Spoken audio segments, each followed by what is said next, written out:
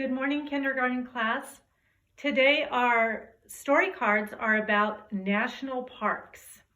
The first word I want you to listen for is seed. A seed is part of a plant from which a new plant will grow. People everywhere enjoy going to parks, city parks, town parks, and neighborhood parks. There are special parks all across the United States that are very big and are homes to interesting and unusual plants and animals. These are called national parks. Sequoia National Park is in California. It is home to the giant sequoia trees. The world's 3 largest sequoias stand in the giant forest.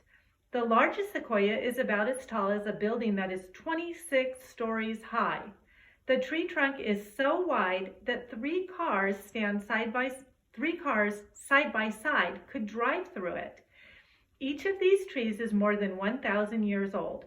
These amazing trees began life as tiny little seeds inside a cone the size of an egg. Did you hear the word seeds? Did you put your hand on your head?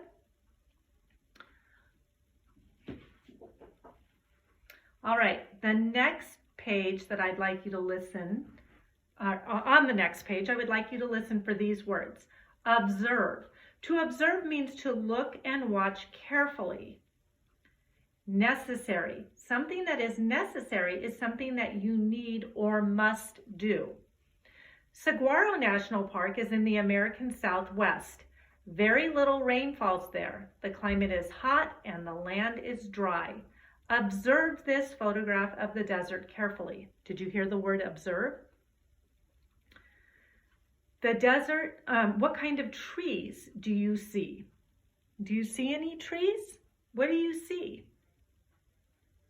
The desert is too hot and dry for most trees to grow, yet there is a forest in this desert.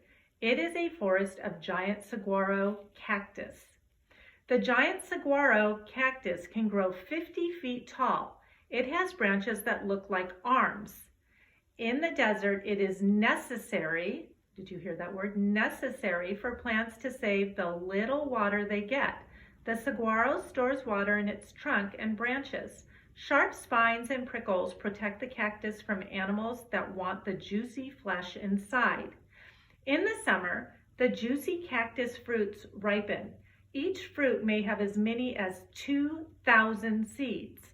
The fruit and the seeds provide a feast for desert animals such as coyotes, foxes, squirrels, insects, and birds.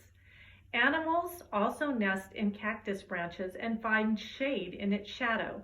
When the cactus dies, animals eat the flesh and make homes in the fallen branches. Along with cactus, many plants and animals call Arizona Saguaro National Park home. So this is Arizona National Saguaro Park. Have any of you been to Arizona? My sister lives in Arizona, so I have been there many times and I have seen these kind of cactus. All right, the next word I want you to listen for is moist. Something that is moist is not dry. It is a little wet or damp. Everglades National Park is a large wetland in South Florida. A wetland is just what it sounds like, a land that is wet or moist. Did you hear the word moist? In the Everglades, there are ponds, rivers, swamps, and marshes. Swamps are wetlands that have forests with hardwood trees. Marshes are wetlands where different kinds of grass grow. The Everglades, which means sea of grass, is an ocean of tall grasses usually covered with water. There are more than 1,000 different kinds of plants to feed the hungry wildlife that live in the Everglades. Alligators are the most famous and the most important animals to call the Everglades home. Without them, the Everglades might not survive. Alligators help keep the water clear by using their strong snouts and legs to dig out plants and mud from the soft rock of the Everglades. Animals depend on clear water to drink, and an alligator depends on these animals for a meal. So as scary as alligators are, they are very necessary for the survival of the Everglades. They are part of the food chain. So they're a little scary to me, just saying, but we need them. All right. Look at this picture. All right. The next page, or the last page, has the word gradually on it. I want you to listen for the word gradually.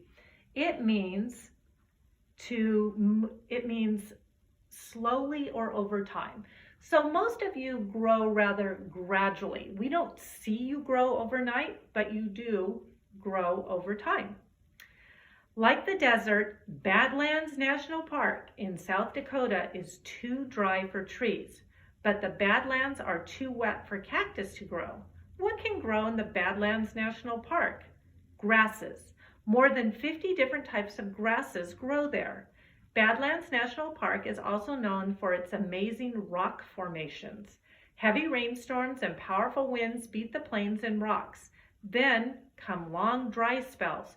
Over thousands of years, the weather has gradually, yes, I like the way you put your hands on your head, gradually eroded or worn away the rocks into interesting shapes. Today, Badlands National Park is where the deer and the antelope play, alongside bison, coyotes, bighorn sheep, black-tailed prairie dogs, and black-footed ferrets. America is a big country with many different climates, plants, and animals. You can enjoy them all when you visit our wonderful national parks.